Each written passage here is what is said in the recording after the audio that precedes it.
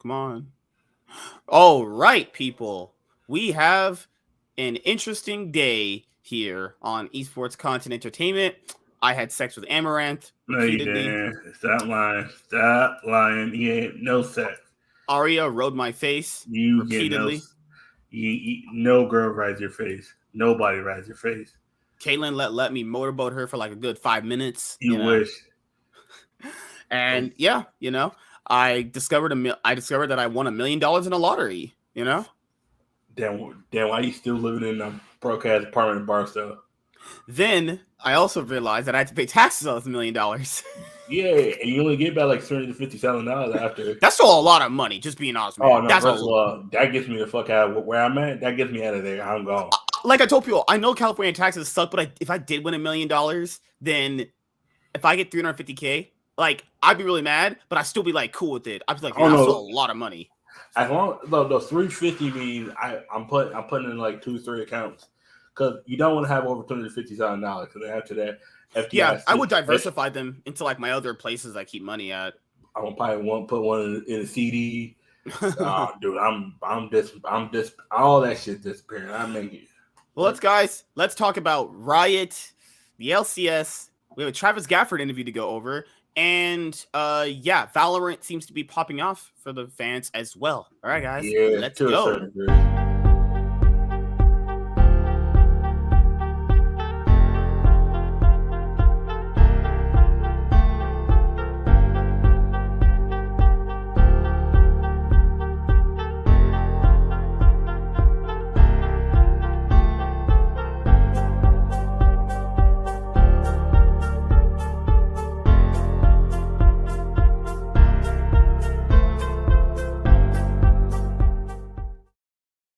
What is going on, everybody? This is the Cloud9 podcast, season 7, episode 20. Gonna have a interesting episode today. We're gonna talk a little bit about MSI 2023. Then we're gonna talk about the LCS as a whole, and then we have our Travis Gafford interview that we are gonna end up watching and reacting to. So yeah, hopefully you guys had a great weekend, and hopefully you guys are being safe out there as well. A lot of dangers in the world. Just make sure you guys are always staying safe. All right. Yep. So MSI 2023 is literally right around the corner.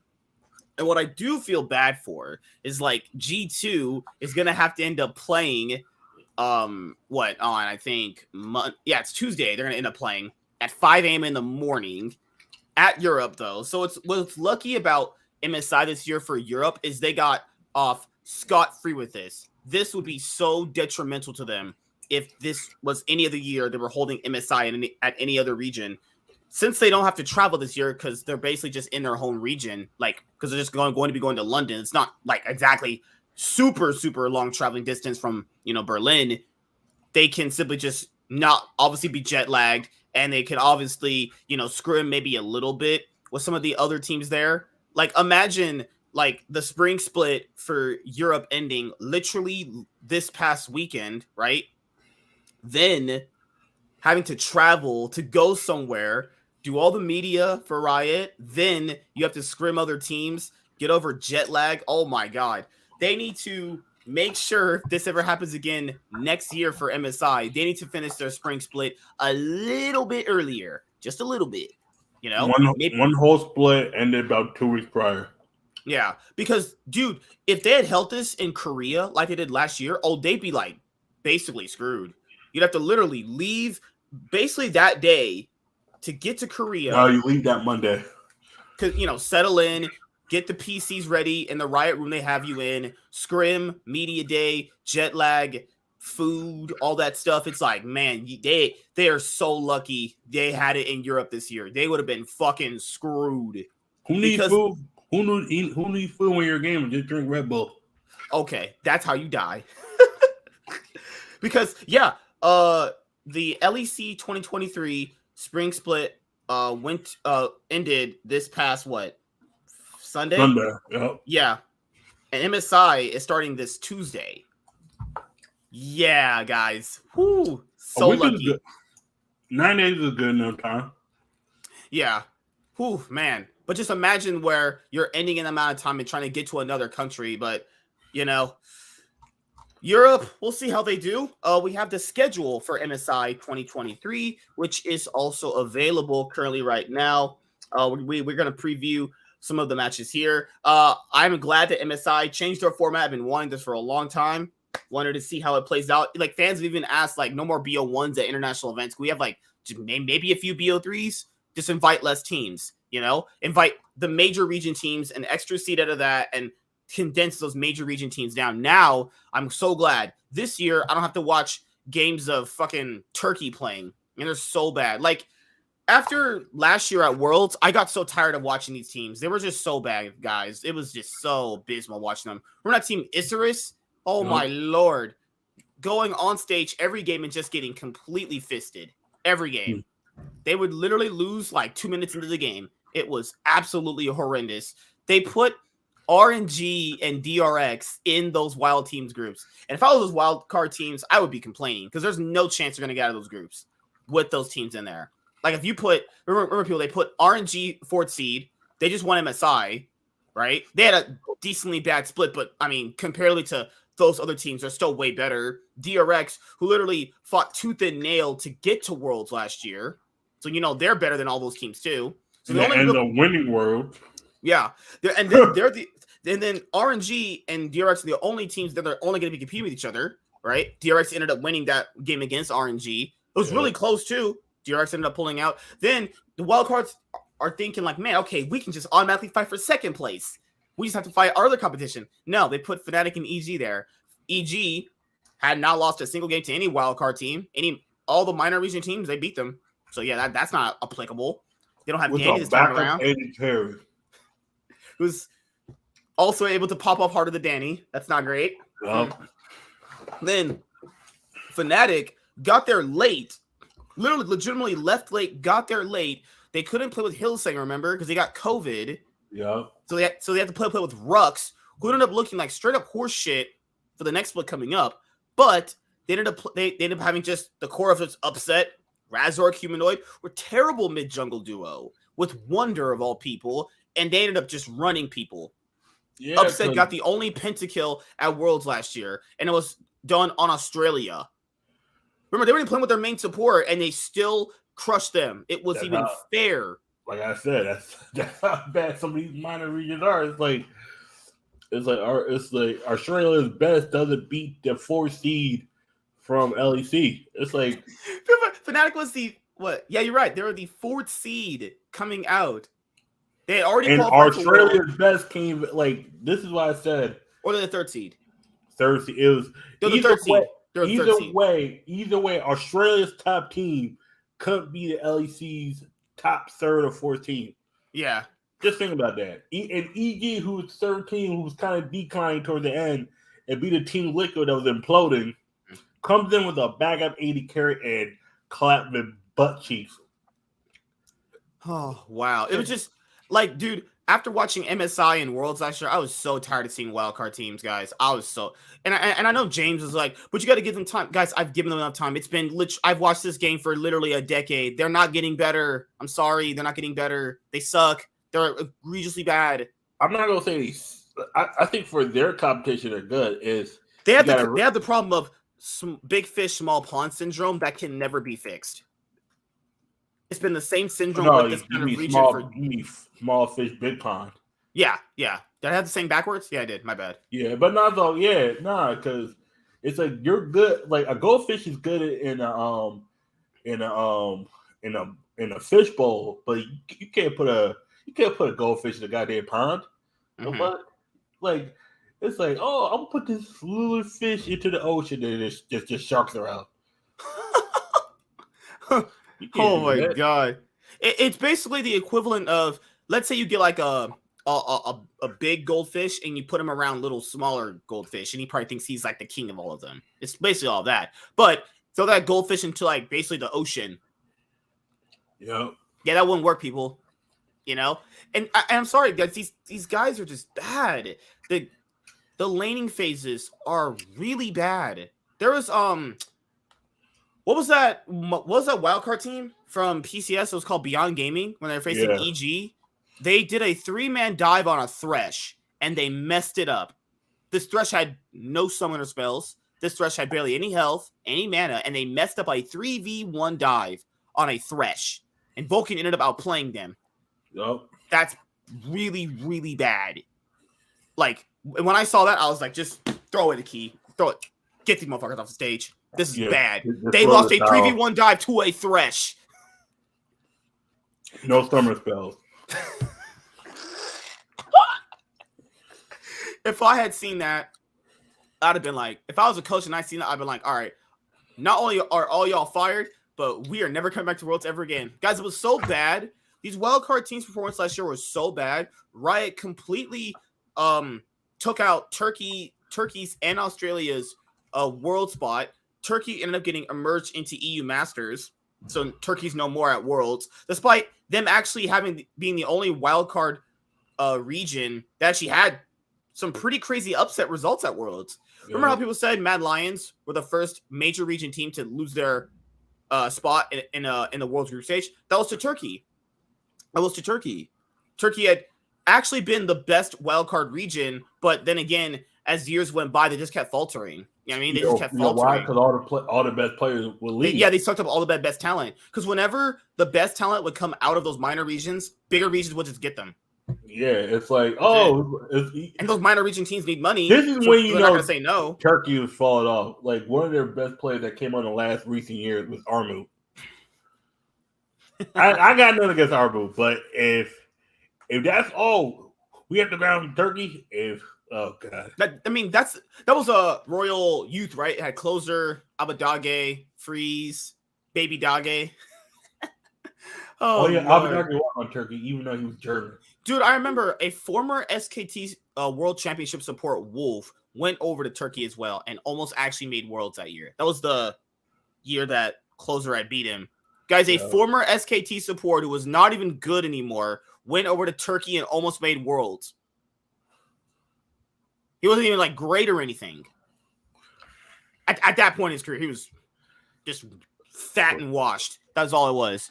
Oh my lord! So like a turkey, get it? Hey, he set me up for that one. Who else did we see last year? The VCS. Even the VCS is bad. Even they got destroyed. You know, I think they had a few decent standout players like Levi, and I liked Sineun Buffalo's bot lane. I thought they were actually pretty like solid for the most part. But even that is just, they're gonna get sucked up by better teams. You know, Dead Nation, fuck me. They're always fucking people. Yeah, they've won Japan for almost a decade. There's one time I've seen them not win. That was like in like 2020. Every year I've seen Dead Nation focus me on Worlds. Ever since they did this like minor region thing or whatever. And what happened to Levi? Levi did play well at Worlds last year, so he got picked up by Team Heretics. And he's probably thinking to himself, hey, every year I'm basically just guaranteed Worlds if I stay on Dead Nation focus me. But he knows if he goes to Worlds, he can't do anything, you know? Yeah, like at one point, DFM got into a group stage because they managed to upset Cloud9 and they managed to upset Unicorns of Love in that one group back in Worlds 2021, and they made it. So you have like a few accomplishments from minor regions. Like Brazil had that upset against Kaboom back when I first started watching. Mm-hmm. That was really, really big. They beat EDG randomly, but people were like, oh, this is as big as the Kaboom upset. It wasn't.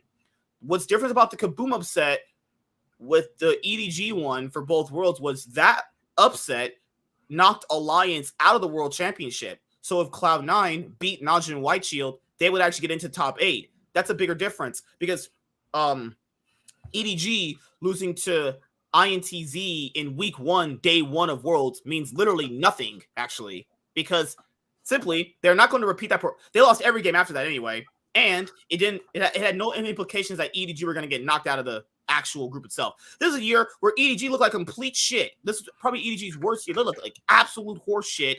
Going on this year. Yeah, this is the year that H2K got first place in their group because their group, people said their group was hard. Motherfucker, their group was a Brazilian team, which is automatically like bad. Then you also had this was back when they're called the LMS, but it's now the PCS. AHQ, who had long since stopped being good. They were horse shit. So we're talking like, who said, oh, H2K had a hard group. No, they did not. EDG also was the LPL champions that year. of that split, they came on stage. They look like shit. If you have 3 shit teams like that, I would be appalled if you didn't make it first.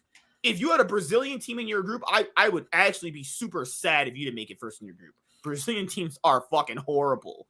Like, yeah, Perth lost to OSA at one point, and that one was actually big implication because that made it so Cloud9 couldn't further advance in that MSI, you know? So outside of like the very few instances from minor regions, it's like, why do I really need to watch these guys?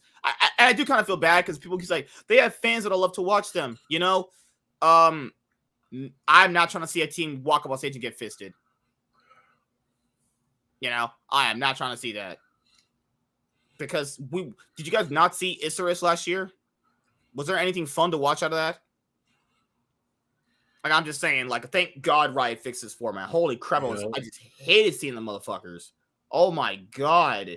Like, imagine watching 8 BO1s of Isurus versus RNG. I guess we just throw on the table. All right, MSI 2023 games are up. Just for the first few days. The first BO3 is going to be played with Detonation Focus Me versus PSG, Loud versus G2. Loud was at Worlds 2022 last year. G2 obviously finished first in winter and then ended up finishing 4th, obviously, because they ended up losing first before Vitality did it. So that would automatically place them at 4th. Now, people did say, are they the 4th best team? No, I would definitely have them over Vitality. Vitality looked really bad against Mad Lions. I would still have G2 as probably like your 3rd best team. So to me, they're sending their 3rd best team at the moment. Now, my issue here with G2 coming into this tournament is Caps probably has had his worst split he's ever had, just relatively. Now, if Caps can get back to his form, which I hope he does, like he'll probably end up just running the group. But the problem here is you have to bank on him getting back to his form. Then you also have Yike. This is his first international competition. Can he hold up against all these other different players that he's going to be playing up against? Broken Blade has not looked that good either. I mean, the best thing for Broken Blade is just put him on like Orin, put him on Sion, put him on weak side, utility, top laner that can do damage and help out in team fights. That's the only way you can really like help him out. You have the bot lane of Hansal and Mickey X. They can definitely run the bot lane to these other guys, but then again, that would also require Yike dedicating a lot of resources into the bot lane, which he doesn't really do. Yike doesn't really game for bot. Yike just kind of leaves them on their own. So if there's a team that can exploit their weakness in the bot lane of Yike not being there, that's going to be an issue too. But I've not really watched PCS this year, or you can't really watch Japan. I don't really care to watch Brazil. So I'm kind of just going off random predictions here. PCS, from watching their finals, the team I think is most dangerous towards them is DFM. But DFM, from the matches I've seen, they play so one note. If G2 knows how to, it's best of 3. That's me. But as long as if G2 knows how to adjust mid game, they'll beat DFM. PSG, I haven't seen no renown games. Yeah. The only Japanese game I saw was the final. Mm-hmm. And it's one thing this guy had on his stream before it got taken down. Yeah, DFM knows how to play real well when they get a lead. But if they get behind 5,000 plus gold, yeah, they don't they have Udapon and that mid laner they had last year? So that's their core. So if they have Udapon, who's been, I've never seen him as like a great ADC. He's always just been good for his region, but international, he's just kind of meh, you know. He can carry some games if you do give him a lead. He can, but but that is only on specific picks. Then their mid laner, I forgot his name. Fuck. God damn it. They've had the same mid laner for a while at this point. He's not bad. Those two players, if they get the resources on the map, if they can actually play out the early and mid game good, I could see a world they can actually do like win a game or maybe take the whole thing. They don't have Evie this time around, guys, so they don't have a strength in the top lane. Evie's on now Team Heretics and not looking good over there. So Yeah, I'm gonna have to probably go over that PCS match, but I would probably say I don't know. This is just random picking until we can see them play. Actually, give me 1 second. Let's see. Who do I trust to carry more? Because I know wasn't a PSG that had that EDG jungler everyone says. Yeah. What was his name? Jujanji. What a man. These names are horrible. I hate these fucking names. Oh my god. These names is horse shit. PCS English. Where's the English VOD for PCS? The last English PCS VOD was 2 months ago. They did it on week 1. Really? Oh yeah, DFM mid laner is I'm looking at the game right now. Okay. It's Harp is there. Yeah, Harp, Udapon, and Evie. Yeah, that was their 3. Yeah, Evie. Yep. Okay, let's do PCS mic check. All right, here we go. PCS's team. Let's see. PCS, you have as high. Yeah. Junjia as high. Really? Junjia, Ubao, Wacko, Flacco. What? They got Wacko Flacco? Flacco playing with this bitch. They got Woody. Then okay. Oh, that sucks. The other team had Kaiwing on it. Kaiwing's actually pretty good. Okay. Looking at how they play right now currently, I'll say PSG win. I'll say PSG win 2-1. I think it's DFF. Okay. I'll say PSG win. I think Jugia. Paris Esports is. It was a German. They were trying to get into Europe, but they managed to get a spot in Vietnam. Not Vietnam. The LMS. LMS. That's what Vietnam. This was back when you had to win your spot into the LEC through winning a challenger scene. Okay. But by the time they allowed franchising slots, they didn't get a chance to get one. Loud versus G2. If G2 don't stomp these motherfuckers, then that is concerning. I think G2 2-0, but if Loud takes a game off them, I'm being super sure. You're about to Loud does not look bad for that region though. That region is kind of mad. Yeah, I really don't know why Sean thinks they're. What is the point of watching them?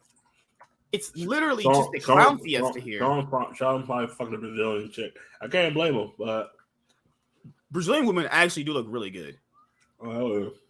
Let's see. Loud versus Pain Gaming. Morita, Jorobosito, Cantanes. What the fuck you got, man? All right, give me 1 second. Let me play out some of their finals, actually. So we have Loud. Oh my lord. Okay, Loud is you have Robo from last year, Croc, Tinones, Root, Seos. Yep. Oh, this is relatively the same team they had last year. It's the same team. Oh fuck! Oh, geez, gonna wipe the floor with these guys. These guys are fucking awful. God. Because I remember didn't they easily win their It looks like okay. So that first game's a stomp. Yep. That looks like they easily won this finals. Yep. Oh, yeah, okay. They went 3-0. Oh, Lord. Yeah, oh, Lord. And none of PNG got there because one of the team they beat to get there, they literally was just emptying the whole game. It was like that's why I was watching part of Brazil. Oh my god. This region bad. This region is bad. I'm watching some of the highlights right now. Oh my god, my eyes are bleeding. Loud didn't even do anything great. PNG just was lucky to get there. That's what it was. Yeah, PNG. I remember Pain Gaming. I remember them. They were lucky to get there because the team. I forgot the team's name. But my god, PNG was. They used to have a BRTT. I remember Pain. Pain's always been around in Brazil. One of their their longest standing orgs after as many years. I just don't understand. Oh, Lord. I mean, ooh. So it looks like they play high skirmish with Robo always being on Jax or fucking top laner, Cassante.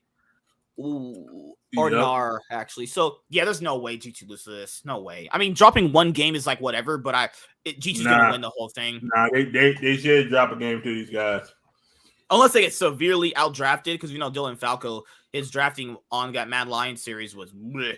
Holy shit. Okay, Loud Lily. Okay. Look at Loud's game 1, game 2, and game 3 picks. That is so greedy. I just watched Robo trade into PNG's top laner Weiser. Oh my god. Weiser just let him get away for free? Yep. This man is level 4 as Jack. He traded into Cassante. Could have died if the Cassante had actually just ran into him. Yeah. And he just, what is this? That's what am I watching? This is horrible. G2 needs to stomp LL. Loud just beat them like 20-25 minutes both games. This is actually just abysmal to watch. Like the mid game was kind of close in game 1, but yeah. Looking at this series, it just looked like they never that Brazilian girl. Each game PNG looked worse. G2 doesn't even need Cloud Soul to be allowed. They don't. They just need to get 5,000 gold, 15 minutes, go for Baron at 21, and just pushing the base. That's it. Loud gets greedy. PNG does too, but PNG can't win. PNG can't get it. If they get a lead, they immediately get fumble it. I wish the CB Law had an English broadcast. I just wish they did. That's what I think they should start investing into, because how the LCS just started investing into a Spanish stream. That's what you need to do. If you're at CB Low, like the only way I watch CB Low, I had to find someone on Twitch that had the permission to co-stream the game, and they still co-streamed it in Spanish, but the person was slightly speaking English. Further had an accent. I was like, oh crap! All right, I'll watch it, because my thing is I'm trying to watch as many regions as possible. Yeah, ULL it would be considered Russia. They still have Russia to go to these fucking things. Russia. Nah, we got that. Just and bring now, over Russia. Just they can't do it now because Russia's leader is literally insane. Actually, motherfucker do that since 1999. This motherfucker was KGB. Come on, son. This motherfucker was literally putting bullets in the back of people's heads and put them in actual gulag. Actually, we're going on a trip. Nigga, they go bring it to the Siberia, put you in a gulag. A trip where they claim the guy shot himself twice in the head. No, that's America. Russia would just shoot you in the back of the head and say, yeah, we killed him. What you gonna do? Russia is literally, we'll kill him. What you gonna do? You gonna do something? We'll shoot you too. I was like, that okay. God damn. Chill. Shit. So PSG 2-1, G2 win 2-0. That's what I'll go for. Yep. But Chaz is going for DFM to win 2-1 actually. Yeah. All right, Rainbow 7 versus BLG. If BLG don't win in like the last 2 minutes, BLG 2-0 never close. I like how Rainbow 7 played in the finals, but BLG should be climbing booty cheeks. Just the game starts at 5:00. The game needs to be over by 6:30. 6:30. Yeah. Within an hour, this should be over. No, I'm telling you, because BLG does. They take. They I don't know if they put Yagao on like one of those scaling mid laners like Syndra or something. I can see him taking a little bit of time. Their game ones always take 30 to 35 minutes. Yeah, that's why they actually had one of the most slowest game times in the LPL too. Yeah, that's why I say 90. It's not gonna be 90 minutes of game. It's gonna be, I'll say 35 minutes for game one. Break, and then it's gonna be 20-25 minutes. Because once BLG knows how to play against you after because if they don't scrim against each other and the first time they're playing against each other is on a stage, it's always game one. If they beat you game one, BLG's not gonna let you win game two. They're gonna figure you out. They're gonna counter draft you the whole time and then just beat the fuck out of you. The BLG is once they get Baron, if they get Baron and they got at least 2 Drakes, 2 to 3. If they got 3 Drakes, they might wait for Baron, go for Drake Soul, get Baron, and just put your fucking base in. Like We also have Rainbow Seven needs to not get gapped and be down 5 solid gold at 10 minutes because if Rainbow Seven falls behind quickly, this gonna be a short game. Like if they actually win if they even are I think what they need to do is hope that they're even competitive in a game. That's what they need. That's what they need to really do. They just do not lose under 20 minutes. Do not do that. Oh, that's gonna happen. They just need to make sure they don't lose like every lane in 20 minutes. If you lose before BLG gets Baron, just don't even show up to. If it's game 2, you're done. Just go home. Don't just go home. You're done. Don't go to losers bracket. Just FF right there. Just let whoever wins go. Dude, why don't they have English broadcast for the VCS? The last stream, the finals had 2.1 million views on YouTube for a stream. Yeah. Oh my god. Dude, the VCS is very competitive, but they got no fucking English. I'm like, shit. So Gam's team is. Oh yeah. It's literally just Levi's been their main guy for a long time. Yeah. Okay, let me see some of their gameplay. Okay, they like to draft. Okay, early engage skirmish picks. Okay, Coop. Levi gets to. They basically just draft standard meta shit. They don't really deviate away. Yep. They don't really deviate away. Okay. Oh my god, they fisted this team. Oh my lord. Yep. The thing is, are you okay? So the next match, are you afraid of Golden Guardians actually just getting wiped off the floor? I am, but I don't think it will happen. Last year, EG, who was our NA representative, they didn't lose to the VCS at all. Actually, more or less, they'll beat the shit out of them.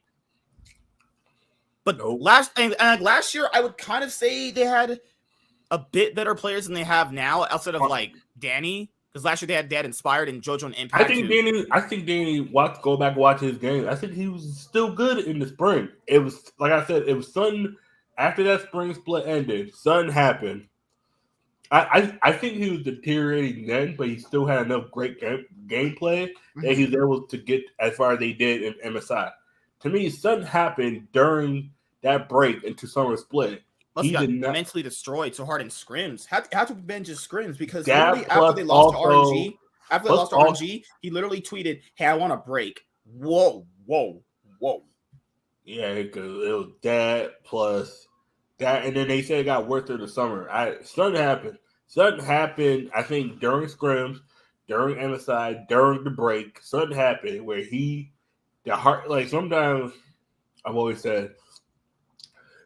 It always depends on how you and why you get into the sport you get into. That's why some players could just retire after 7 years. It's like if people are just mentally exhausted, like I say, physically exhausted is whatever. You just got to take a rest, work out, do what you got to do to recover your body. But when you are mentally exhausted, that doesn't recover. It doesn't recover the way you think it does. Like that's why you come. Your attitude's bad. Your attitude's defeated. And that's what Danny looked like. He looked defeated. Mm-hmm. He just looked defeated, and everybody knew it on their face that he looked defeated.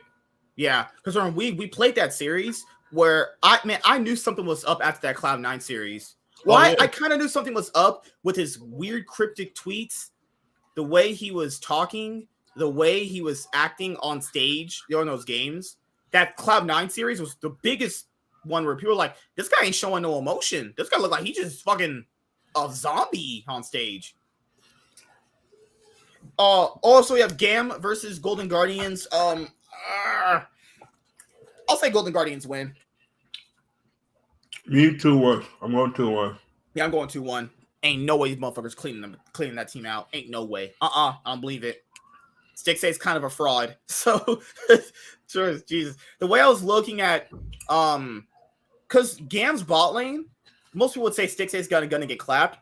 The bot lane I'm looking at right now from Gam, they're like they don't look that good, honestly. They look pretty just meh. Gam and DG's bot lane are equal. They're equal. It's literally just the bot lane matchups are probably gonna be like, yeah, what happened? It comes down to jungle pressure and the laning phases of the top and mid laner. Yeah, because the Can thing here Licorice is, hold his own? That's the real question. If Licorice gets gapped, it's just a wrap. yeah, I'm looking at it right now. That top laner they have is like, Licorice. Boy, my God, he might be getting his ass handed to him by that top laner, Kaya. Yep. This guy looks pretty dangerous. Your games at Just type in VCS League of Legends and you'll get it. Okay, yeah, because I was watching it on Twitch. They were motherfuckers was rapping. They were spitting bars. It was rap really even a word. These guys are Twista on crack. Oh Jesus Christ! even the fucking subtitles didn't help. I was like, this is the subtitles. Yeah, I put those on too, and it still doesn't help because they rap so hard. They just be going. Yeah. So my thing right here is, okay, so the Golden Guardians bot lane, they're probably gonna get like Jinx Nautilus or Zeri Renata. Like, I doubt they're gonna play. No, they're gonna play the Lovers bot lane. They're gonna play Xayah and Rakan. I just don't think that's gonna be a place Golden Guardians need to actually play through to win. Gory and River are gonna be their win condition. Let's be honest here. Oh yeah, no, River and Gory are behind. This team is going to look like literal shit. Guys, the only reason why they're even this far here is because of Gory and River, not Stixay, not Huhi, not Licorice. They are here because of their import mid and jungle duo. Okay. It's kind of like you guys know how back in the day, or still currently now, like Korean players or Asian players who can't make it in their own region go to minor regions and kind of just like run the league. That kind of happened with Golden Guardians. Gory is actually pretty good for LCS standards, and so is River. River's actually pretty good too. If they're behind and they're not having an advantage, it looks pretty bad for them. I just hope that Licorice doesn't lose to Kaya, and I really hope Stixay and Hui can hold their own against Gam's mediocre bot lane. I'm looking at the bot lane right now. Their bot lane mediocre as fuck. If they lose to that bot lane, God help my soul, please. Because Kaya plays the same champions Licorice does. Fiora, he plays Cassante. The only thing I haven't seen him play in this series was Malphite, but I think they banned it away. So, all right. After that, yeah, there's no more games. So those are your first 4 games from MSI 2023. I have every team on this side winning. Yeah, I got everybody, but I got DFM with it. Jeez, holy crap, man. And then after that, there is another thing to talk about too when it comes to MSI 2023. So I do like the idea of a team getting a chance to ramp up, or have early games to practice on stage. Because when you're looking at teams like Cloud9, T1, Gen G, and Mad Lions, we'll see them play later, right? Remember people that T1, Gen G, and Cloud9 will have not played a stage game in a while. So Cloud9's going to be going onto the stage kind of rusty. It's a thing called ring rust. That's a thing with wrestling and fighting. The concept basically is if you don't do it for like a week or two, you are going to be kind of rusty when you get back in. Like, you got to get your... Yeah. That's like if you weren't practicing your competitive whatever you were in for like 2 months, you weren't going to be as crisp and clean as if you were just practicing consistently. Remember, people, T1, Gen G, and Cloud9 will not have played an actual stage game in like weeks at this point. Like about 2 weeks, give or take, right? Yeah. Yep. No, because the last game they played was Easter. Yep. So, yeah, Cloud9 is going to have to be waiting almost a month to play their first stage game again. Almost 3.5 weeks. No, it'll be a month. Remember, and that's what happened with them at Worlds last year, was they didn't play a stage game in like almost a month, and it was looking kind of rough out there, So Cloud9's always been better when they've gone through the playing stage. This is how it's always been, I just hope that they're able to play on stage somewhat as good as they were to be playing on stage when they used to back during the spring split. Because not having the stage games, people factor in, it's a different world not playing in your home region with a crowd of like 100 people and playing on stage with like 500 people. A little bit different there. Just it's just different in general, Now, Gen G and T1, I think they'll be fine on stage. Like we saw like Gen G and T1 play on stage last Worlds, and they were just fine not playing for like an entire month. Remember, people these guys practice. These guys are going to be inherently practicing all right now. Then they're going to also be arriving late to the event anyway, because they're not going to want to scrim these teams. So people say, why can't people scrim now against the Asian teams? They deliberately leave late, so they have to get there basically last minute. That means they only just do media, and they just kind of scrim each other. Because what's the point of scrimming loud? Yep, and then just demoralize them to the point where they don't want to be there. Yeah, it's like it doesn't help the LCK teams fighting these guys, except the LPL teams. The LPL teams leave late too. The LPL team is the only one that can compete. Because I'm telling you right now, the academy teams for T1 and Gen G will collapse in minor regions. I'm telling you that right now. Really bad.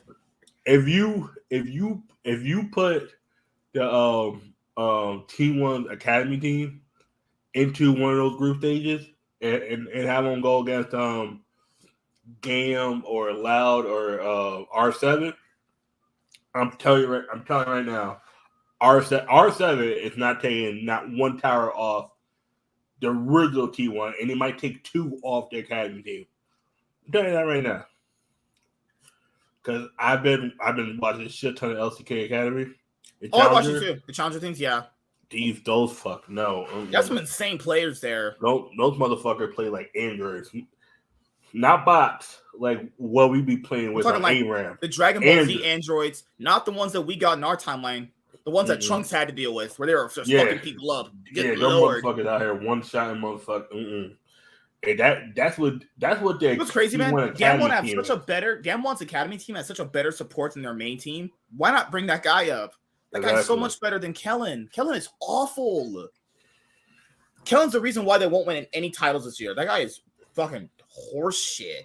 Yep. All right, so let's go to the esports conversation of the LCS. So I'm not the only one. People have noticed that a lot of sponsors have pulled out. Here, I'll even show you guys. Because people are like, you're lying. Here, I'll bring proof.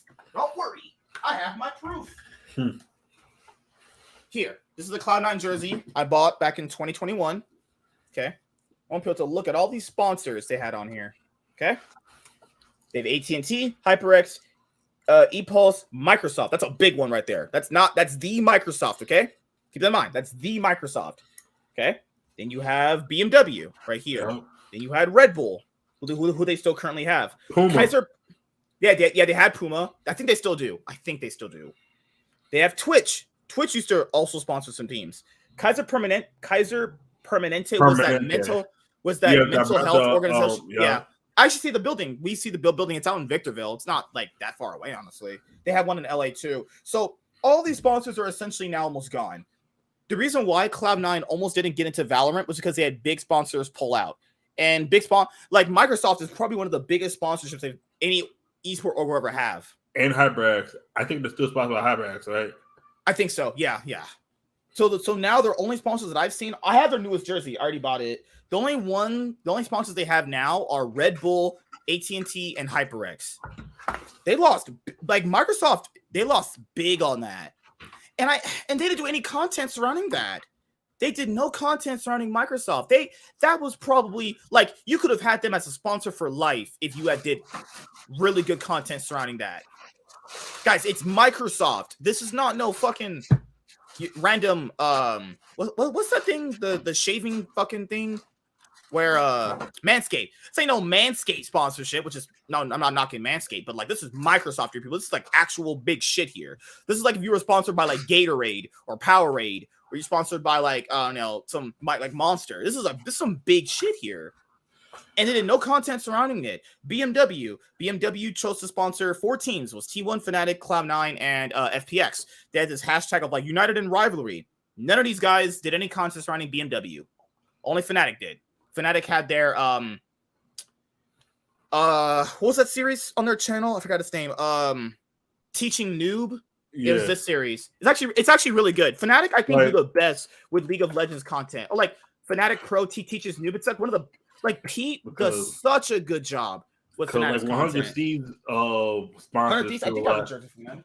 It's Lexus and AT&T. Those are the only two. Those are the only two they still have left at the moment. And they do put their own sponsor Juvie on there. That's something that they have. You watching your nieces and nephews? Nah, that baby's outside. Oh Lord! Our windows are open. Yeah. Give me 1 second. Let me show you guys this really quickly. Is this happening across all esports? Yes. Overwatch has no sponsors. I checked myself. Overwatch has no sponsors. Okay, that's big. That's an actual franchise league. Chaz watches more and more Call of Duty than I do. Does Cloud have any sponsors right now currently? I think the only one I knew was Microsoft. That was the only one, but I'm not sure if they. I think they might sponsor the whole league because Call of Duty mostly falls on the Xbox. And right, yeah. Mm-hmm. That's why I think it's Microsoft. They have this series where your weapon. It might be Monster too, but I think people are trying to get Monster pulled out of EG. Monster was part of EG before even I got into esports. But somehow Nicole fucked that up. Monster was going to leave a lot of things too. They're getting backlash. I forgot why their backlash is for sons. Not stupid, but it's some spiritual shit. Like what Monster I guess represents. I don't know. I have to look into that. But I think Call of Duty is Microsoft. I believe, but they don't really put like Fnatic's current partners. You can see is ASOS. Crypto.com. Yeah. Jack Links, Chill Blast, Hisense, and Chop Value. Fuck. Crypto.com. All right. Cloud9 had a crypto sponsor. It was called Blockchain. Is blockchain legitimate? It is, but it's one of those. I'm surprised it didn't fall with FTX as well. It was more legitimate than FTX, but Dignitas had one called Quantum Pay. They were called Dignitas Quantum Pay at a certain point. That was shit. That was Quantum Pay was just Quantum Pay was Cash App, but for Bitcoins. Oh no! No! That's what I got the thing was, but they said Quantum Pay is being restructured or something now. I'm like, if Dignitas is the only sponsor for it, okay. Yeah. So Dignitas they lost it because Cloud9, Dig, 100 Thieves lost big people because 100 Thieves, man. Gotta go back on their older jerseys. Who were their sponsors before? Oh man, I got the older jersey right here. Okay, if you can see who was on there that they had but they lost, because I know this year they still have AT&T, and I know they have Lexus. Aren't they still sponsored by Cash App? You know the crazy part about it is the old jersey. Because it's the same thing. Let me see. I think I have one. The only sponsors they really put on their shirts were AT&T, Lexus, and JBL. Are they still sponsored? Because I think JBL was talking about they might leave. They were doing a lot of JBL headphones. Doesn't JBL sponsor Vitality? No, yes, JBL, yeah. Those are the only three I know. Because there's I forgot one of them. One of the big ones dropped 100 season, and that one was like So I remember back in the day they had Tostinos, they had Cash App. But Cash App was only temporary. I forgot. They even called their Nate Shaw. He built his entire facility and called it the Cash App Compound. Yeah, I remember that. Yeah. Oh no. And then they called the Lexus Compound now. Jeez, man. These fucking these are their current sponsors right now. AT&T, JBL, Juvie, and Lexus.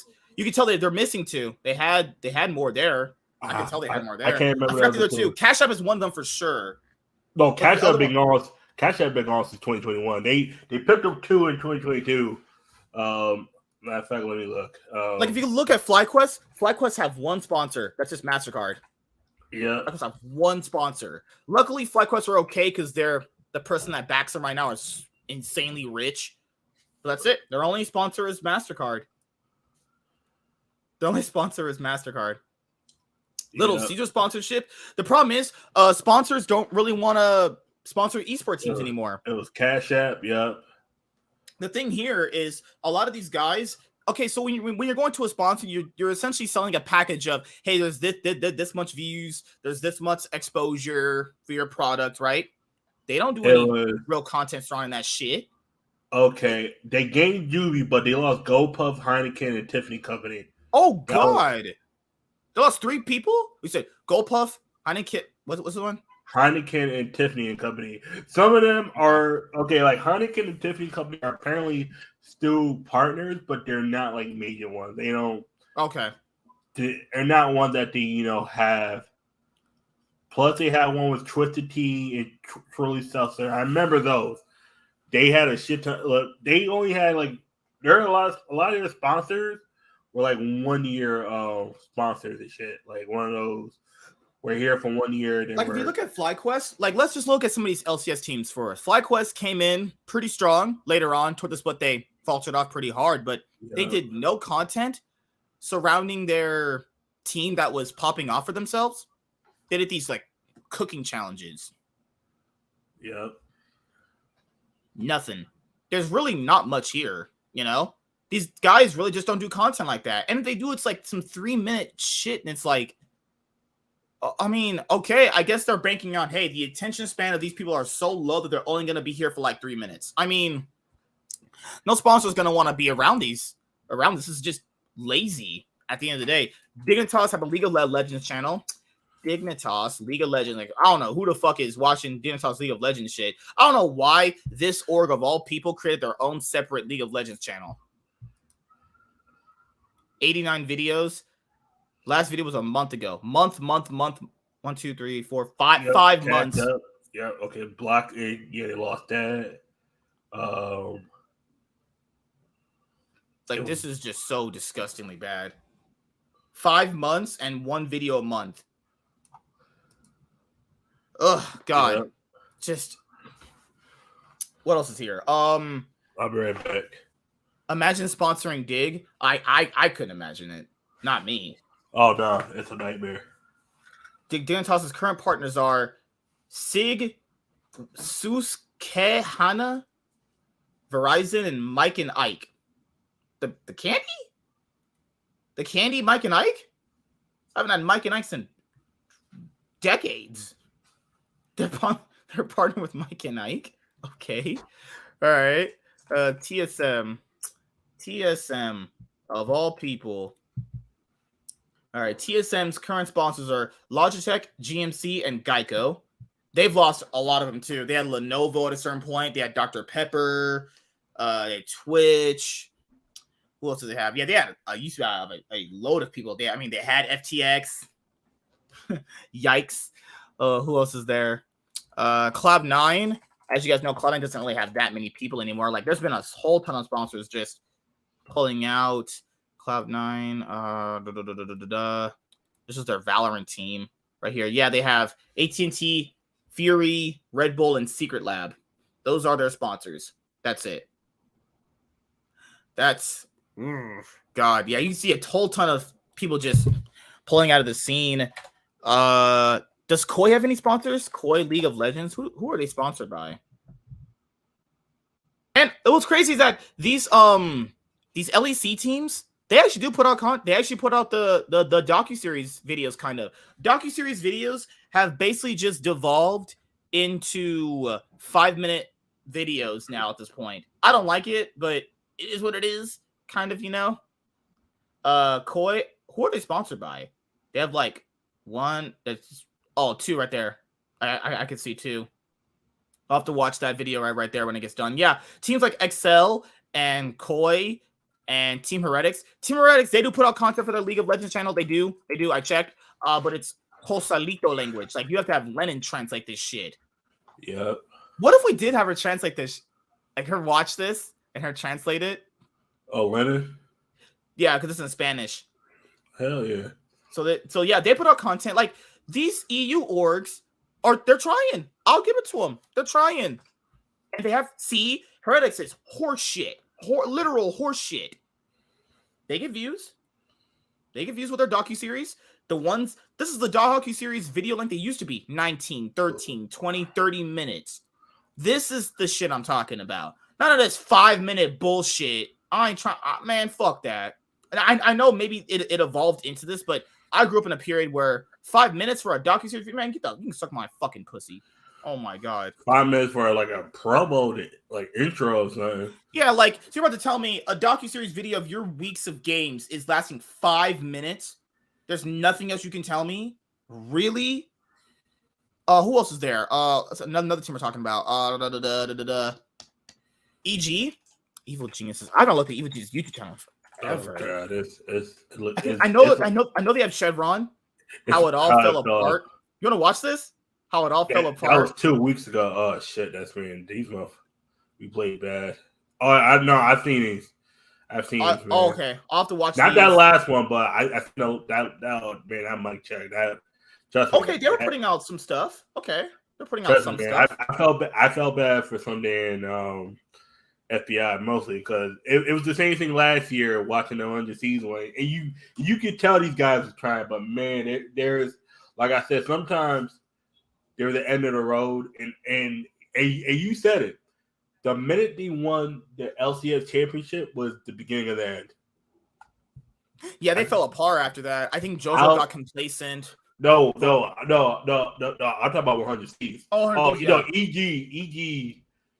I think everything. You know what really happened? People don't see this. Peter Dunn was the big reason why they won last year. Yeah, he's not there anymore. Peter Dunn and Artemis were that reason why they were winning last year. I'm not gonna lie. Even though players didn't want Danny on the team, Danny was a good piece of that team. That's why I think the pressure. I think Danny should have been on a shit team and just learn to get better. Because I think him being on a team that was raping up too quickly. Because the thing about players. If a player's never used to being in the limelight and then they get to there, sometimes they don't know how to handle that pressure. Not because they're not good, it's because they're not used to having all those eyes on them. Because think about this: what if Danny was Dick? He was losing, but he was having fun because he was learning how to play, get better, and eventually he would get that confidence. But you throw him right in the fire. If shit's not going right, and you're the reason why shit's not going right, shit. Like, I just realized who posted that kid. I was like, what the? I saw this thing, I was reading it, and I was like, why you put L? And I realized who it was. Shit. Team Vitality, they're really popular in Europe. What is Cole like to troll, man? Jesus Christ, Cole. God damn it. Sean, Jesus Sean, Christ. This motherfucker just stayed. Yeah, Vitality do content surrounding their shit. Motherfucker put on a 25-second. This is a really popular org in Europe for French people. Yeah. They definitely watch their shit. If you tap into certain markets of certain, I won't say minorities, certain groups that don't get enough exposure on like YouTube, like certain European crowds, certain Spanish crowds. Oh, you'll be set for life with viewers. You're set for life. They'll always watch your shit. Right here, you have they have a ton of sponsors actually. I've not really seen them ever lose sponsors though. They used to have Adidas. I remember that. They used to have Adidas. Oh no, Adidas was pulling out anything. Oh yeah, you're right. Yeah, I remember that. That whole thing with Kanye and Kanye West. Yeah. Mm-hmm. Yeah, that whole Yeezus thing. They're just like, we're just pulling everything right now, and then well, not as best. EG roster blow up. So this was Travis's video with the, I forget who the fuck's this guy. I forget his name. Jeff something. Jeff fuck me. That's his name. That's the Jeff that been fucking your wife. No way. Nope. Nope. I picture Jeff as black and looking like Tyrone. Jeff is black and looks like Tyrone. All right, so this was a video I was gonna react to, but I thought I might as well react to it with you guys right now. Man, that's why you can react to it and then clip it as a video. Fuck you. About that. Welcome to Esports Content Entertainment, and we'll be reacting to a Travis Gafford interview. Okay, matter of fact, it's 29 minutes. I just realized that might be a little too long to react to this whole thing. You can do it on your own time, but you could do like a snippet of it, you know? Yeah. Because the problem here is reacting to a Travis video while not trying to slit your throat. That should be the title. Oh, no, trust me, man. It's, watching that whole stream with Gafford or Travis trying to say that EG's fault is not the Cole's fault. Like, this motherfucker still what a fucker. If could you imagine them blowing his load in there? And she's not a bad looking woman too. It's not exactly ugly, I would say. She's pretty okay. Man, she gotta be with the white boys. She got to be either that or Travis is packing. And I was like, wait a second. I was like, okay, but she's either she's dirty herself or she's into white boys. There's no other way I can think of it. Let's go. Well, I'm back in the Riot Games arena, no longer the LCS arena. Previously the LCS arena, Yes. but now fully over, with John Needham, who is the president of esports at Riot, to talk about some of the industry trends as well as LCS stuff.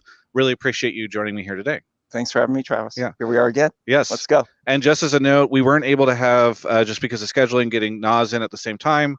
You and I are going to talk about some stuff, and then if there are questions that are not answered here, I am going to do a conversation or have a conversation with Nas at MSI. So we'll have some more conversation. Look at this man's face. These Riot employees, when they get put on the hot seat, oh my god, you can tell their faces. I love it. I love it. So I will punt the hard questions to Nas at MSI. Yeah. Well, I think we'll talk more to her about specific LCS stuff. We got some stuff in here. But anyway, let's just get into it. Yes.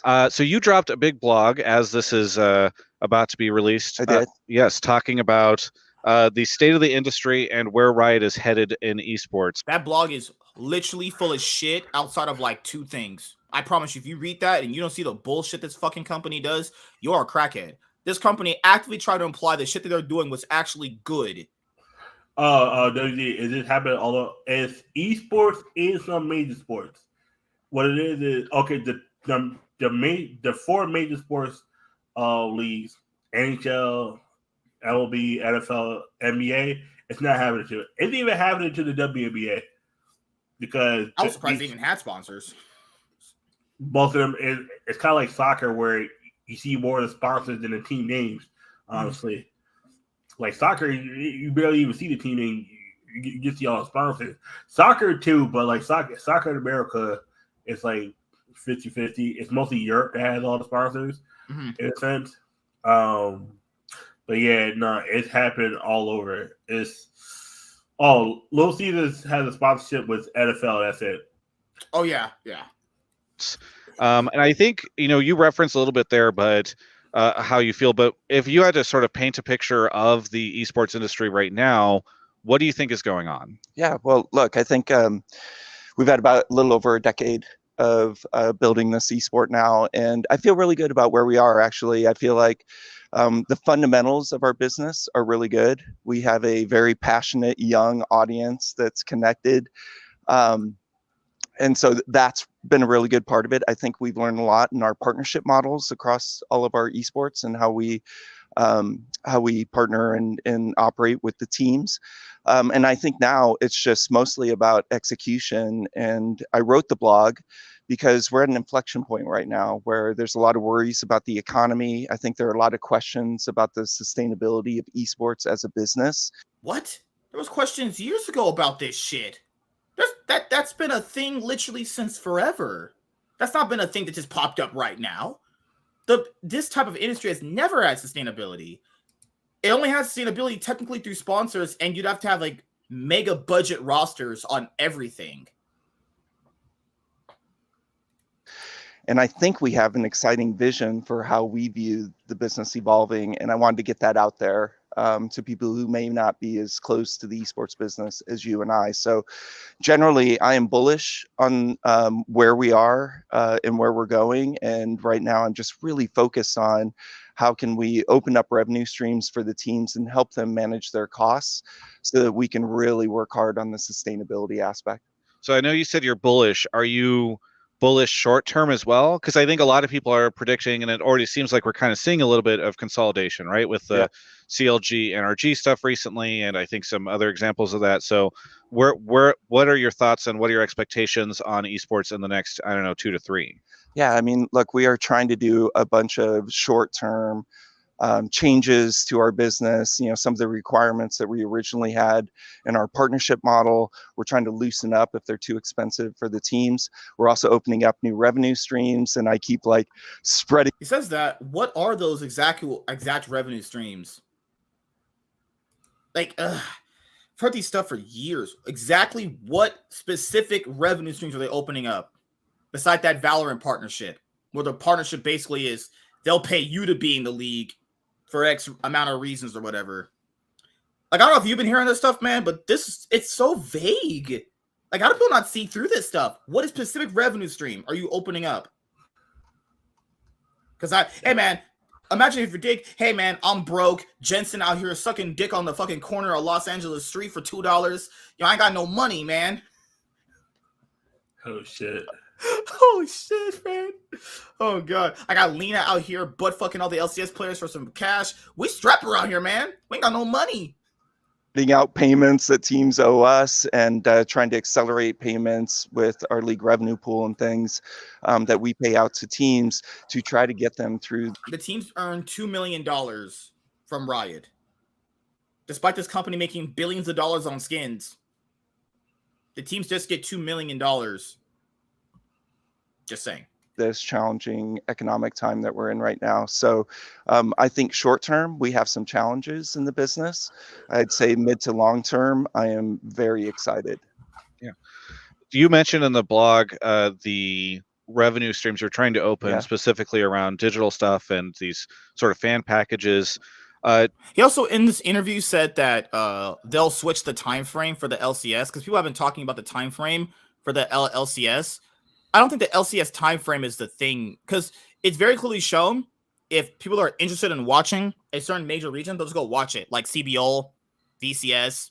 Like certain minor like European regions get more views than the LCS. It's not the actual interest in League of Legends itself. It's that the interest in this specific region is just pretty much gone. That's the reason. People just are not interested in watching this shit anymore. You know, to the mass degree of like the other ones. This is like literally lowest totem priority for a lot of people to watch. Could it be the time frame structure? I actually like the time frame structure this year that they made, having games on Thursday and Friday. I could literally come home and watch all the games from start to finish. You know, the games like before were on Saturday, Sunday. I would literally start watching games on Friday nonstop till Sunday, from LCS and LEC, actually. So I like that the games happen Thursday. What the fuck? I would prefer Friday or Saturday. Because man, they got motherfucking Vin Diesel outside and shit. I would prefer Friday or Saturday, but that's just me. Okay, let's go to some of these Travis Dick writers that are in here. All right, so what's the biggest comment here? Let's go to top comments. Okay. I'm definitely interested to see the big things John mentions. I think the new challenger system with relegation and the ability for amateur teams to get in could help provide a transition and off-ramp for some LCS teams to drop their challenger teams. Oh, what are you talking about? So basically, the LCS orgs voted to get rid of their challenger teams because it's too much money, basically. Like, Academy literally was not what it was envisioned to be. Academy basically just became a pseudo retirement home for people that couldn't make it, you know? That's all it essentially was. And they're just wasting money on it. Now, that's not to say that the orgs, if you don't want a challenger team, you can't have one. They can have one, but it's more like you're not required to have one, you know? You can just spend money on just your main roster, and if a player is not playing well, you could just go to the amateur circuit, potentially the academy circuit, see a player you might like and work out on buying that player from that roster. That's it, you know? Because you have also this year where Dig's academy team was better than their main team. They didn't even play them. They had a team that was actually way better to play from a LCS point of view, yet they didn't play it at all. So what's the point of having an academy team if the motherfuckers are still going to be so nepotistic that they still don't play you? Imagine outperforming the LCS counterparts and you still don't get a chance. Just imagine that. You know? So what's the point of having an LCS? What's the point of having an academy team? And Dig was second. And C9 was the only team to be first in both. I truly enjoy how this guy is able to articulate seemingly difficult questions. All right, I'm done. All right, fuck that guy. Okay. What? They say about trying to keep it out of course. Love the hard questions. Okay. More communication is always good. This guy's oh, Lord. Abort. All right, so here's a big point of that blog that I almost had a stroke. So you know that blog they talked about traditional sports? Yeah. Oh my god. Okay, so the thing with traditional, they all in that. It was a Riot thing. That guy and other people were all in on traditional sports. They wanted to have the LCS literally reflect traditional sports. They wouldn't shut up about it. It was the biggest thing about Riot for a long time. Then, kind of find out a decade later, they're like, well, we shouldn't have really had esports reflect traditional sports. No shit, Sherlock. Reflecting some aspects of traditional sports is fine, but not everything. Like, what? Everyone told them, hey, that's not a good thing. No, we're going to do it. Oh, well, now we don't. Ugh, fuck. They even had, people remember this. They wanted to have a thing where Monday Night Football had like those highlights, right? There was a segment from Monday Night Football that has these highlight segments where the casters highlight all the best games highlights. You know what the LCS did? Motherfuckers did this for Academy. So they had a day where a stream would go where it would capture all the best highlight moments from Academy games.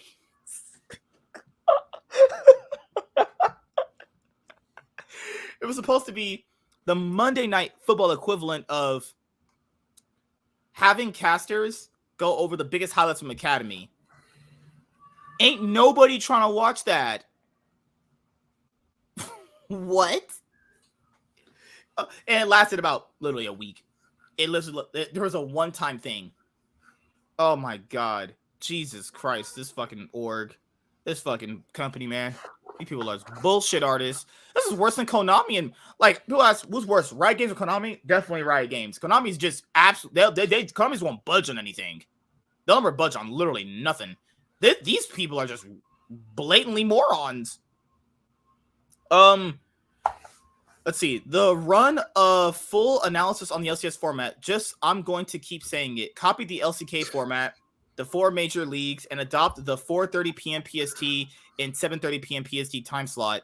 5 days, 2 matches, best of 3s. Students are out of school. People are out of college. People are out of work, getting food, making dinner. LCS have the LoL Esports operations staff make contact with the NBA, NFL, and ask them why the golden hour of entertainment is 4 p.m. Yeah. They truly want to reflect traditional sports, reflected in like timing, reflected in like certain matches, reflected in obviously BO3s. The LCS is still. Yeah, what happened? Oh no, I was gonna say it's good, but at the same time, you don't want to go against those teams too. That like, yeah, it's like. Thank you for Travis for. Oh, whatever. Fuck him. Oh God. Where did you get your pants from? What? Oh God. Love the editor on this one. Editor didn't do anything. We build games that last multiple generations. No, you've built one game that lasted a generation. Doesn't mean Valorant will. Valorant will last for a while. I don't think there's anything that'll support that won't. Valorant has more of a sustainability to last longer than Overwatch did. Overwatch didn't Call of Duty because Valorant is newer. It's Flash. It's what Overwatch wanted to be. It's what Call of Duty should be. What Valorant is. A more fun, interactive game. Because Call of Duty sometimes be like, oh, get 150 kills. It's like, oh, 75 kills, halftime. Take a 5-minute break. Play the next 75 kills. That's Shout out Travis. Oh my Lord. These people suck this guy off hard. The amount of ass writing for this dude, crazy. So many yeah, right. Yeah, there's no answers to this. If you watch this full thing, there's answers on the base surface level.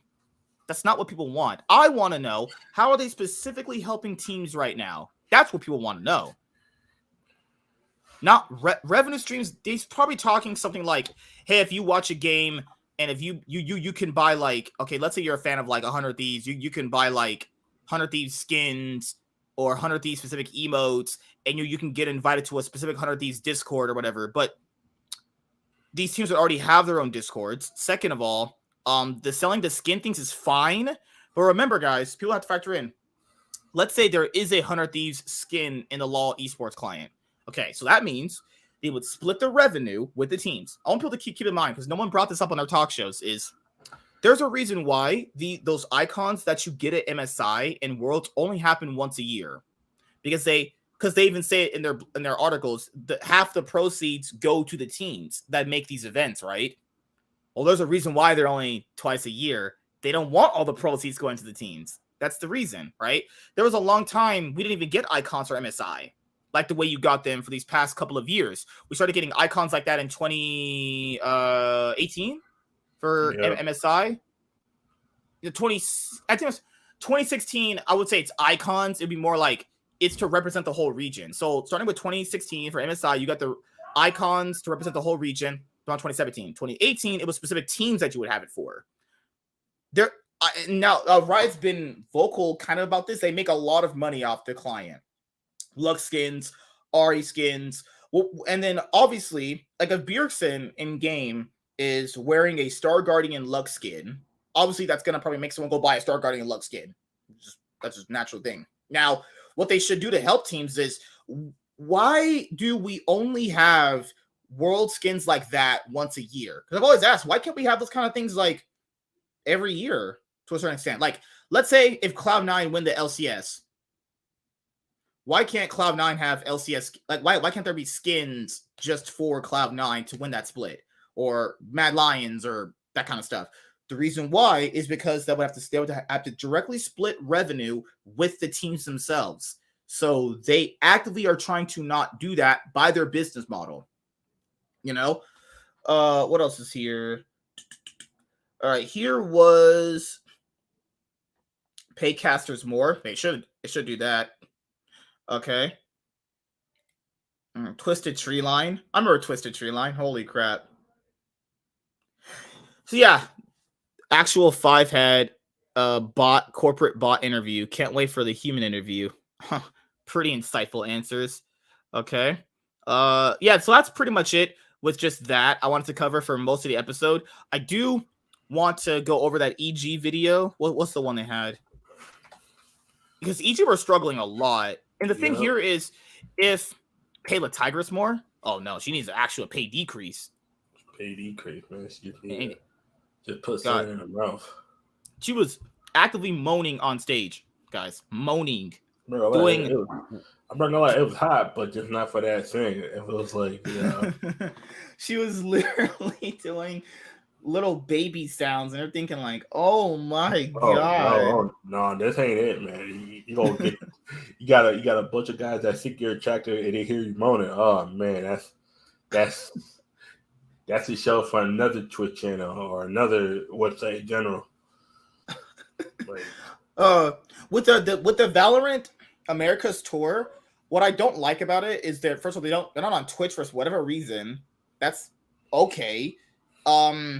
They also don't really advertise it as much for some reason. Despite the audience is always sold out. I watched the stream yesterday. The audience is sold out for the content creators, but never the game itself. Yeah, that's the issue, because like Tarek get like 120,000 every time he streams. Like, a lot of times when I'm watching the Valorant Esports, it's either because Disguised Toast is streaming, Sydney, Corda Jade, or Tarek. It's one of those four. I'm like, I remember Disguised Toast. He got Ye, who's supposed to be the faker of Valorant. Yep. So 100 Thieves is facing off against NRG. Yeah, I'll watch these. Like, I was watching the game yesterday. I was actually really impressed. I was having a good time watching it. The problem here is none of the VODs are available. I mean, there probably is if I really look for them. There's no like epic skill shot for VCT America. VCT America 123 VODs. Can we get VODs or some shit? Stage 1, map 1. Okay, there are, man. Yeah. Okay, what is this? This is the same shit. Those are the VODs. I went and clicked the same shit that I clicked in a second ago. There you go. Yeah. So they have VODs, but they don't even advertise them. Like, imagine if you couldn't watch the streams, their VODs are like way down here. It's like, fix up your fucking channel. Your playlist to be down here. That's why you click videos. Man. Yeah. It's one of these things where I wish they advertised this more, but I hope I don't want any of the esports to die. Obviously, I don't want none of this to die, and the blood in their veins. Oh, we have to let's go back and rewatch that. That was so cringe. The Tigress moan casting Twitch clip. Oh god. Man, that shit was sexy. What you talking about? 8 minutes of the Tigress casting. got a nigga hung like a motherfucker. 8 minutes of the Tigress posting her L's. Who wanna, give us the Tigers? You talking about 8 minutes of the Tigers posting her L's. Chunk them out, then start up the Baron. Oh, and this could catch multiple. Get a knock up and a stun onto multiple there, and The fuck? Whoa. What is she? Was she speaking in tongues or was she? I thought she was casting a spell on motherfuckers. I was like, what is she? What is she saying? Hold on, wait a minute. What did I just hear? Chunk them out, then start up the Baron. Oh, and this could catch multiple. get a knock up and a stun onto multiple there, and Summit, though, is still doing a great job of just keeping 100 Thieves locked in. Here's this little narrow, and I'm gonna put my body between the rest of the team. You know who she? Throw this bitch in the trash. No, with that voice she just did. You know who she reminds me of? Who's the girl from Crush Cars? Oh, Logan. Yeah, that's who she said. Yeah, he sounds like a more. I remember one time I woke up, and this is why I gotta make sure when I fall asleep, certain videos gotta not be on my watch later, because I woke up to hear a Lily talk. Lily already had a high pitched voice, and then the video went off, and it was Logan. Hi guys, I was like, what the? Why am I hearing a baby? I realized it was Logan. I was like, oh no, not 6:45 in the morning. That don't work. Team, let him poke over me. All I want, get you guys in the jungle, because that's Sion's voice, right? That's what he. Azale, leave Azale alone. Get my boy Azale and Kobe away from this witch. Please save them. Azale is laughing because it's that laughing where you're doing like, yeah. It's that nervous laughter. No, trust me. That's the thing. I be laughing when Miss 1776 said shit. I will come down, I'm gonna kill you. And I started laughing. Like, yeah, this bitch crazy. Oh my gosh. It's like, God. I can see why she's single. Oh Lord. That's what he sounds like, just like that. Maybe a little bit deeper, but Maybe a little bit close, deeper. yeah. I'm sorry. I'm gonna put my body in between myself and 100 Thieves. I'm not gonna lie. Okay, I'm not gonna lie. She would be good for like a comedy skit. I think because she tried so hard. In a dumpster. I feel like she would be good on a skit like with Mark, where she's trying different voices, but not casting. She's one of those people because she's trying harder to make people laugh, and I think Riot had a place for her, but they're not utilizing her correctly. I think she needs to go back to doing interviews, just and she needs to do like some kind of content where maybe she can host the desk or whatever. Maybe she can do that. She needs to do something where they can utilize her. She does have somewhat good comedic time with her doing the different voices and being goofy, because she seems a very goofy, likable, and attractive person. And trust me, people will overlook how goofy you are when you're attractive. Trust me, there's girls I know who were super attractive and guys forgot how goofy they were. She falls in that thing. That's what these team fights need from the big old tanks angle. It's the most fun part, right? But seriously, though, Team Liquid going for the same style play. Computer screens. What? All right, that's it. That's kind of yeah. Oh, no, it wasn't clickbait. What it is they took the most. This one was horrible. I actually might watch it. That actually does it pretty good. That actually does it pretty fire. All right, so what is this? And now their jungler at that. Luger keeping the blood running in his veins, keeping his eyes on the Blabber, but Berserker zoning off. Oh, Dragon coming and getting set up. Why is she moaning? Because she getting a good tea. Yes, Mike. It's not up actually. Why is she moaning? Oh, trust me. Oh, trust me, man. I'll make her moan like that. What Sneaky said he got ear aids from hearing her. Monkala. Oh God. Got to wonder if LCS imported some trash bag producer from LEC this season. That'll be the only logical explanation for sabotaging really the use LCS. the words "girl" and "gamer" in the same sentence.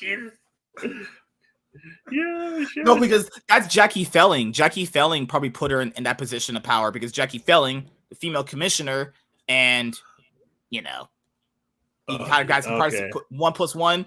When Commissioner Greeley was LCS commissioner, he didn't allow her to fucking cast. Because he knew how bad she was. Even when literally, guys, Jackie was a commissioner, female commissioner. I never even saw Jackie when I went to the LCS. I saw Commissioner Greeley there. She wasn't there. Stop. This is too. This is too fun. Like this, yes, she's so bad. Trying to land these shots onto Blabber and keeping him at bay. Can he step into it? The zoning is still good and strong from CLG. Good and strong. Oh god, she got something else on her mind. She's thinking about, I'm gonna get home and just piped out. This is the LCS highlights channel. That unofficial YouTube. That's the thing. Why doesn't the LCS have this for themselves? This shouldn't be an unofficial thing. This shouldn't be an unofficial thing. They should actually have this for themselves. Yeah, they should. Damn, girl, I'm trying to put my face in your booty for like good 5 minutes. Oh, she's man, she's so get pretty. It, man. God. Why was she moan casting? Please tell me, why is she moan casting? Someone help me, please. No, her, man, she probably had a vibrant on her clit and it probably went off at that exact moment. And either that or she had a butt plug, like one of those electronic butt plugs that moves around. Like, we click the button, just, you know. Oh, the tiger's rambling. Hold on, give me 1 sec. The Tigers. I remember that TL 100 Thieves game. I remember that. That was when Harry fucking threw the entire game away from them. Yep. Thank you, Harry. Thank you, Harry, for Harry. Check. That's what everybody was saying in the chat. Everybody was saying that in the chat. Thank Harry, you, Harry. check your PayPal, please. We said thank you for our early Christmas. The rest of the team putting in that work in the mid lane. Look, they say Summit, you used to stand so strong against us. Look what happens to your HP now. Look what we can do to Yan when you don't have this big tank. She talks like her audience has got to be like 5 to 9 year olds. That's what she talks like. I love how the LCS improved in like pretty much every place during production, but she was the one part that people are gonna be like, man, that was that. Like, see, I feel bad for the LCS split because we traded out Dash for her. That, and they improved so much on everything else, and then you have this just being so bad. That could have probably lost you like 5,000 viewers right there. Her doing stupid shit like that. Guys, I just, you know, it that plus the gameplay. 40 minutes and there's only 20 kills. Come on, son. Imagine like you already watching teams you don't care about. Just if you did like LCS and you have to hear this bitch fucking cast. Like, oh my god. In front of them, we can leave the tank for the last person alive because we're 100 Thieves and we've been turning this around, taking the inhibitor and pushing upon this base. Yeah, they're gonna close this one out. Summit looking for one more fight. Find it into dead zombie zone. Hey, it's Samaj. I can't hear this anymore. It's actually horrible. It's actually trolling. She's straight up running it down. I feel like she would be a good person on Sesame Street. Probably be a good stripper or a good OnlyFans model too. She'd be good on Sesame Street because she had the Tigress perfect Amumu impression. No, please. Oh god. Oh, if it's the one I saw on Twitter, that one made me like. How could she show her face as a caster doing this shit? I couldn't show my face. I'm good. I guess Amumu would be the kind of champion to want to make friends with the enemy team, go searching. Let's be friends forever. What the? Yeah, that shit had me dying. I forgot when I heard that shit. I was like, nah, bruh. Nah, that ain't it. That's exactly what you want to hear, is how Amumu can make friends with other champions. Amumu. But didn't have enough existing friends on his side in that regard, but just the gold, as you said, Licorice. Here with please, I just can't do it. Okay, her other impressions were just weird, but this was actually perfect. But why are you doing impressions in the middle of the LCS game? At least she nailed it, but it's right impression, wrong time. Literally just wrong time. Yeah. Nails on chalkboard. Well, guys, yeah, got a nice chance to talk about the LCS and all things that were just esport related. the LCS sustainability is going to be pretty hard because of given the economy right now. A lot of sponsors pulling out of esports teams as well. It's just been bad for the most part, you know. I don't see the LCS dying, but it's not dying. But it's going to be one of those things where there's going to be a lot of teams leaving. And what I think they're going to do, they're going to start taking some of these. I think the LLA is going to no longer be a region by the end of next year, because the LLA ain't making no money. Oh yeah, like think about it. It's crazy how Canada is considered part of North America, but Mexico isn't. Mexico is North America. So it's crazy. Like I would just make it like an expansion team. You take the top 2 teams and you just add them to America. Yeah, she has her own YouTube channel. She did her power rankings and stuff like that. She used to do her own little power rankings for a bit. She did them all the way through like week 8 actually too, but then she just stopped. She didn't. Now she's doing music videos randomly. She said she didn't get invited to MSI. Gee, I wonder why. I only wonder why La Tigress didn't get invited to MSI. Tigress, don't be sad about that. They didn't invite Dash to MSI. That's me. You said you will get invited? Get the fuck out of here. They didn't even invite Dash, who's been hosting MSI since it started. He's been there since it started. And the thing is, too, he already had plans because he was automatically. Oh, I'm gonna give it. Nope. What do you think Riot's issue is with Dash? You think it's money? They're just trying to phase him out. Has to be. They're trying to phase him out. It could be money. Maybe he's asking for a little bit too much more money, because that's what they can do to you, because they have the monopoly on the market. He wants to be in this sport, but they put him in Valorant. I saw him yesterday on the Valorant streams, you know, but you could tell he's not as interested. Invested. He's not invested. Yeah. There's no ifs, ands. They're just treating him like shit. He knows it too. You saw his video about it. He was. Oh, trust me. I know that feeling. I know that. Yeah, man. That's just so heartbreaking to go through. Like, I get it. They want to do some shit to change things up, but the way the LCS looked, they could have incorporated him at some point. But they were. The problem is that they were lying. I knew they were lying about it. They said, "Oh, remember that same guy? Yeah, that same guy. Remember that Travis interview before? They said, no, we love Dash, and you will see him a part of the LCS." Motherfucker lied. We didn't see Dash until the very final. But he was part of the LCS. He did a lie. They just bullshitted us. He was a part of what, the finals weekend for those 2 BO5s. That's but it. He was part of LCS. That's more like a speckle. That's more like a what's the thing? A drop of rain. That's like when a girl says, "Oh, I'll give you head," and then she just lets you dick for 2 minutes. Hey, it happened, just not the way you was hoping. But that's the sad part about it. It was like, oh no, he was part of LCS. The final. And I'm like, that don't count, but it does count. That's the sad part. It does count. Yeah, for Riot, they're like, oh yeah, you want Dash? Just have him on finals weekend. That's fine. Yeah, just give them enough that people start complaining. God, it's just and then you put him on Valorant.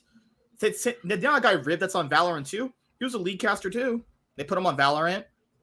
It's like, bro, they're treating him like shit. They're just treating him like just pure shit. He doesn't even want to be in Valorant. If he says he does, he's capping on his ass. What the heck? Imagine what Tigress casting GDG, EDG, or Genji. Nah, we'll pass on that. God, yep. And that's how you can tell they didn't like her casting. Because Riot won't be doing shit by their words, but their actions will show you. So Riot themselves had Captain Flowers cast both finals. Right? Yeah. Yep. They had Captain Flowers, Azael, and Kobe basically do it for both final games. I know nobody swapped out Azael for the C9 series, but they basically said, Rafa, you ain't shit. La Tigers, you for sure ain't shit. Who else they have casting? That one random guy they casted when I went, he's like, you ain't shit. Those are the academy casters. You guys ain't shit. Right, they put him on the desk. On the Yeah, with Emily. They didn't bring back none of their they have Cutie come in, no Meteor, no Sneaky, no like that's why I say the LEC, they're more interactive with their players. They're break and shit, but Yeah, like for the LEC, they have Medic, Dracos. They're both great shoutcasters, you know. Quick Shot does a really great job. You also have Cadrol, Vedi. Their casting talent is just better, you know. They have Vedius, Dracos, Cadrol, Medic, Lar, yeah, Shocks. My God, they're just popping off over there. We have Kobe and Zale, Captain Flowers too. Like we have those guys, but Mark's good. You have Emily. I think there's great people. It's just you gotta trim all that fat, man. Like the Tigers is just not it for casting. I'm sorry. Oh, the OTV podcast. I haven't watched that in a long ass time. Yeah. All right, guys. We'll see you later. There's not going to be an episode this Sunday coming up for the show, actually. So if you guys are watching this, there won't be an episode this Sunday.